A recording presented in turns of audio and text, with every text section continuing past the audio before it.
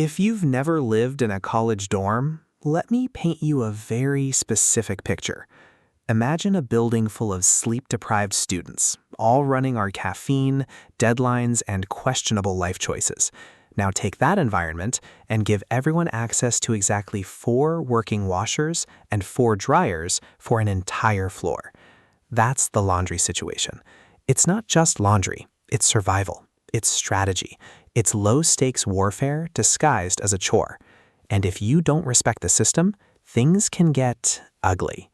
I had a system, not because I'm obsessive, but because if you don't have a system, your clothes will either never get washed or will disappear into some kind of communal black hole where socks go to die. Step 1. Pick the least chaotic time, usually late evening or early morning. Step 2. Bring everything you need in one trip: detergent, dryer sheets, laundry bag, and snacks. Always snacks. Laundry takes time, and hunger makes bad decisions more likely. Step 3. Set a timer. Not rough estimate timing, not I'll check back in a bit. A real timer. Because the moment your cycle ends, there are at least 3 people lurking nearby, just waiting for a machine to free up. And step 4, show up early. Not on time, early. Because in dorm laundry culture, on time might as well mean too late. On this particular day, I followed my system perfectly.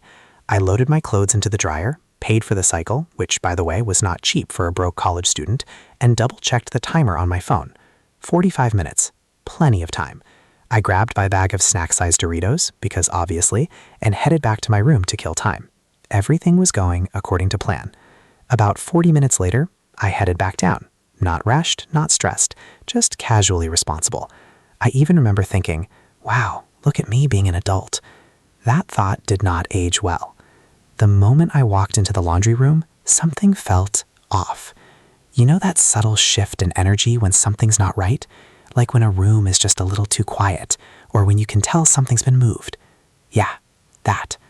I scanned the dryers. Mine was open. Open. Not just finished, not just sitting there waiting for me. Open. Immediately, my stomach dropped. I stepped closer, already knowing what I was about to find.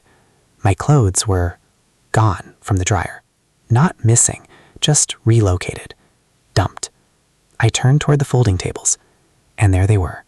My clothes, spread out in a messy pile. Which, okay, annoying, but not unheard of. Dorm etiquette is shaky at best. If you're late, people will move your stuff. It's not polite, but it happens. But here's the thing. I wasn't late. I was early. Then I saw the real problem. The table. There was a puddle on it. Not a small spill, not a couple of drops. A full-on, sticky, glistening puddle of soda. And not just any soda. You know that unmistakable dark, syrupy look? Yeah, cola. I froze for a second, trying to process what I was seeing. Then I looked back at my clothes. Then back at the table. Then back at my clothes again. They were damp. Again. But not just damp from incomplete drying. Sticky. Slightly stiff in places, and carrying that unmistakable syrupy soda smell. Someone had taken my nearly finished laundry out of the dryer, early, and dumped it onto a table covered in spilled soda. No apology. No attempt to clean the surface. No care whatsoever. Just pure, chaotic disrespect. I picked up a shirt. It stuck slightly to the table before peeling off. That was the moment the anger hit. Not mild irritation. Not, ugh, that's annoying. No. This was full body. I paid for that dryer time, and now I have to start over fury. Because here's what that meant. It meant my clothes weren't just slightly inconvenienced. They were ruined. For the moment, anyway. I couldn't just toss them back in the dryer. Nope. Now they were sticky. Which meant they needed to be rewashed, which meant more money, more time, more waiting, more dealing with the absolute chaos that is dorm laundry logistics. And for what? Because someone couldn't wait 5 more minutes? Because someone decided their time mattered more than mine? I stood there for a moment, holding a slightly soda-scented hoodie, just letting the frustration build. I could feel that internal debate starting. You know the one? The be the bigger person voice? Versus the absolutely not. We are not letting this slide voice. Now, I want to be clear about something. I am not a destructive person. I don't go around ruining people's stuff. I don't start conflicts. I don't escalate situations for no reason. But I do believe in something very specific, something I like to call educational pettiness. Not revenge for the sake of revenge, not destruction, but a carefully measured response designed to teach a lesson, a memorable one. Because sometimes, people don't learn from being told. They learn from experience. I took a slow breath, looked around the room, and that's when I noticed something. The dryer, the same one my clothes had been pulled from. It wasn't empty anymore. Someone else's clothes were inside, mid-cycle, still tumbling. I stepped closer, watched it spin for a second, and suddenly, everything clicked into place. This was them. Whoever had done this was their laundry. Still in progress. Still vulnerable. Still accessible. I glanced around the room. No one else was there. No witnesses. No interruptions. Just me, the machine, and an opportunity. I looked down at what I was holding. My bag of snack-sized Doritos. Unopened. Full. Bright orange. And just like that, an idea formed. Not destructive. Not permanent. But definitely memorable. I stood there for a second, considering it. Was it petty? Yes. Was it mature? Absolutely not. Was it deserved? In my opinion, completely. Because here's the thing. Laundry in a dorm is built on one simple rule. Don't touch other people's stuff. Break that rule, there are consequences. I walked over to the dryer, paused for just a moment, then reached for the door. I stood there for a second with my hand on the dryer door, fully aware that this was a turning point. Not in a life-altering, this will define my future kind of way, but definitely in a you're about to make a choice you can't undo kind of way. I could still walk away. I could reload my clothes, grumble to myself, maybe vent to a friend later and let it go. Be the bigger person, take the high road, do the mature, reasonable, emotionally evolved thing. That option existed. I just didn't want it. Because the more I thought about it, the more ridiculous the situation felt. I had done everything right. I had followed the unspoken rules of dorm laundry culture. I showed up early, I respected the timing, I paid for the machine, I didn't touch anyone else's stuff. And somehow I was the one standing there holding a soda-soaked hoodie, trying to figure out how much more money and time I was about to lose. Meanwhile, the person responsible, comfortably benefiting from the exact dryer cycle I had paid for. No consequences, no inconvenience, no awareness, just vibes. Yeah, no, that didn't sit right with me. I opened the dryer. A wave of warm air hit me, along with the faint scent of fabric softener and whatever detergent they had used. Their clothes tumbled lazily inside, completely unaware of the fate that was about to befall them. I paused again, not because I was unsure, but because I wanted to get this exactly right. This wasn't about destruction. This was about balance, precision, a carefully calibrated response. I reached into my bag and pulled out the Doritos. Not the big family-size bag. No, the snack-size multi-pack bag, the kind you bring for convenience, not chaos. Still sealed, still crisp, still full of that aggressively bright orange seasoning that somehow manages to get on your fingers no matter how carefully you eat them. I turned it over in my hands for a second. Honestly, there was something almost poetic about it. You ruin my clothes with sticky soda? I introduce yours to cheese dust. I opened the bag. That familiar, slightly artificial nacho cheese smell hit instantly. Not unpleasant, but definitely potent. And more importantly, persistent. I looked back at the dryer. Still spinning, still blissfully unaware. Then, with zero hesitation left, I tossed the entire bag, chips and all, into the dryer. For a split second, nothing happened. Then the rotation carried the bag upward. It tumbled once, twice, and then crunch. The sound was subtle at first, just a faint crackling noise as the chips started to break under the movement of the drum. Then another, and another. Within seconds, the bag had split open, and that's when things really got interesting. Orange dust. Everywhere. The chips didn't stand a chance. Between the heat and the constant tumbling, they were quickly reduced from solid snacks to a fine, crumbly coating of processed cheese powder and crushed tortilla bits. And those, they spread. Into the fabric, between folds, across every surface they touched. I closed the dryer door firmly and adjusted the settings. High heat, full cycle, no mercy. Then I stepped back, watched it spin for a moment. And I won't lie, There was a deep, almost scientific satisfaction in seeing it play out. Because this wasn't random. This wasn't chaotic. This was targeted. Every rotation worked the Dorito dust deeper into the clothes. Every minute increased the intensity. By the time that cycle finished, those clothes weren't just going to smell like Doritos. They were going to become Doritos adjacent. And just like that, my part was done. I grabbed my slightly sticky laundry and headed over to the washers to start the rewash process. Because yes, despite everything, I still had to deal with my own situation. Consequences don't disappear just because you dish them out. As I loaded my clothes into the washer, I could feel that initial wave of anger starting to fade. Not completely gone, but replaced, balanced. There's something about taking action, however small, that shifts your mindset. I was still annoyed, still inconvenienced, still out extra time and money, but I no longer felt powerless. I set the washer cycle, added detergent, a little extra, just to combat the soda situation, and leaned against the machine for a moment. Then I checked the time. The dryer cycle still had a while to go. Perfect. I gathered my things and headed out into the hallway, settling into the lounge area just outside the laundry room. It was one of those typical dorm lounges. Slightly worn couches, a low table with mysterious stains, a TV mounted on the wall that was either too loud or completely ignored. A couple of people were scattered around, half studying, half existing. No one paid me much attention, which was exactly what I wanted. I picked a seat where I had a clear view of the laundry room entrance. Not in an obvious I'm watching for something way, just casually positioned. Then I waited. Now, I want to be clear. I wasn't waiting in a dramatic, villainous way. No plotting monologue, no intense staring. Just quiet anticipation.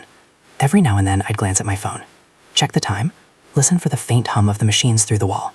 And occasionally, I'd think about what was happening inside that dryer. By now, the chips were completely destroyed, the dust fully distributed, the heat locking in that unmistakable scent. There was no undoing it, no quick fix, no just shake it out solution. Whatever came out of that machine was going to require effort, real effort. Time passed, not quickly, but not unbearably slow either, just enough to build anticipation. Then finally, I heard it, that familiar mechanical shift, the dryer slowing down, the tumbling stopping, the soft beep signaling the end of the cycle. Showtime. I looked up, trying to appear as neutral and uninvolved as possible. Just another student in the lounge. Definitely not someone who had just engineered a highly specific act of snack-based retaliation. A minute passed, then another. And then, the door to the laundry room opened. The door to the laundry room swung open, and right on cue, she walked out. I didn't know her, not personally anyway, but in a dorm, faces become familiar whether you intend it or not. She was one of those people I'd seen in passing, down the hall, in the elevator, maybe once in the dining hall. Just another student in the ecosystem.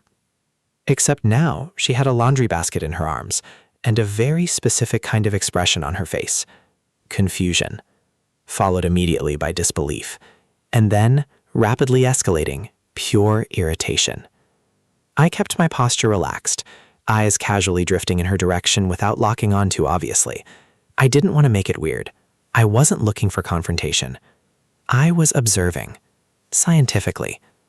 She stopped just outside the laundry room, set the basket down on the floor, and looked inside it like she was hoping what she saw would somehow change if she blinked hard enough. It didn't. From where I was sitting, I could see enough to confirm the results. Orange. Everywhere.